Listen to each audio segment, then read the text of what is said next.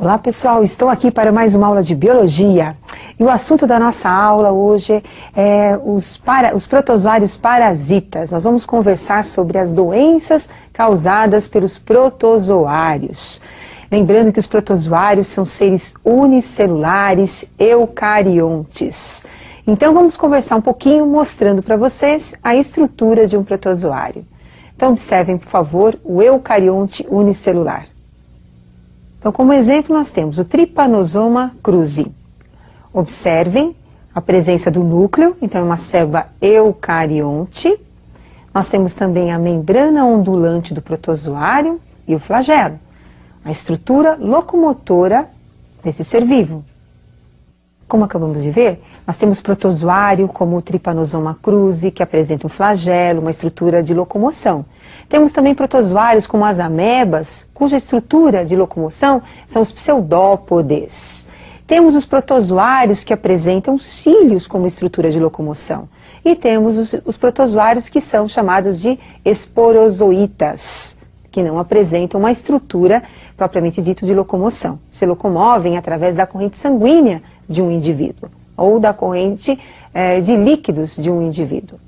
Mas como é que esses animais tão simples podem ser tão importantes aí em termos de causarem várias doenças ao homem?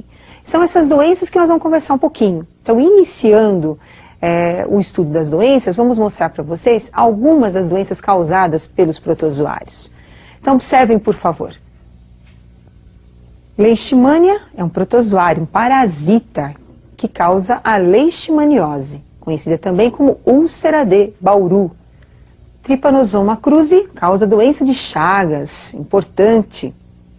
Plasmodium SP, porque nós temos várias espécies aqui no Brasil de plasmódio. Plasmodium vivax, o malari, causa uma patogenia malária.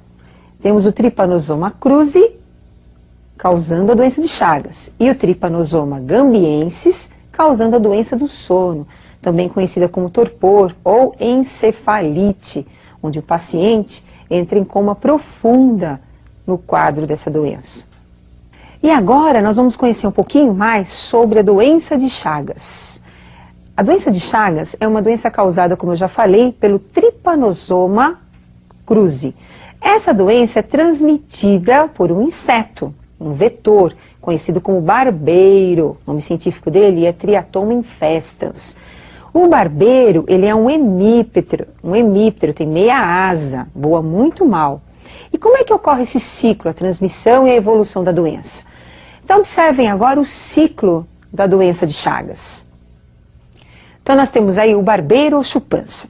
Quando o barbeiro suga o sangue dos animais silvestres, como o gambá, o morcego, o tatu, ou mesmo quando ele suga o sangue de uma pessoa infectada com a doença de Chagas, com a presença então do Trypanosoma cruzi na corrente sanguínea, o barbeiro então apresenta agora as formas do Trypanosoma no seu interior. Com isso, essas formas do Trypanosoma são levadas para o intestino do barbeiro, onde começam a se reproduzir e vão produzindo outros Trypanosoma cruzi. Essas formas do Trypanosoma cruzi vão para o intestino do barbeiro e permanecem no seu intestino. O barbeiro, ele é encontrado principalmente nessas casas de pau a pique, nas frestas dessas casas, os seus ninhos. Então ele faz a sua oviposição, nós vamos encontrar ninhos de barbeiro. À noite, quando eles saem para procurar a comida, sugam o sangue das pessoas que estão descobertas, geralmente o rosto, por isso o nome barbeiro. E com isso, ao sugar o sangue dessas pessoas, eles defecam. A pessoa está dormindo, sente as fezes do barbeiro, começa a ficar irritada a pele, começa a coçar. Então nós vamos ter aí a entrada do Trypanosoma cruzi no local da picada do barbeiro. O Trypanosoma cruzi entra, cai na circulação sanguínea e vai para o miocárdio, onde nós vamos ter aí o ninho do Trypanosoma cruzi e começa a se reproduzir. Sai do miocárdio, do músculo cardíaco, cai nos capilares sanguíneos e é levado então para os outros órgãos.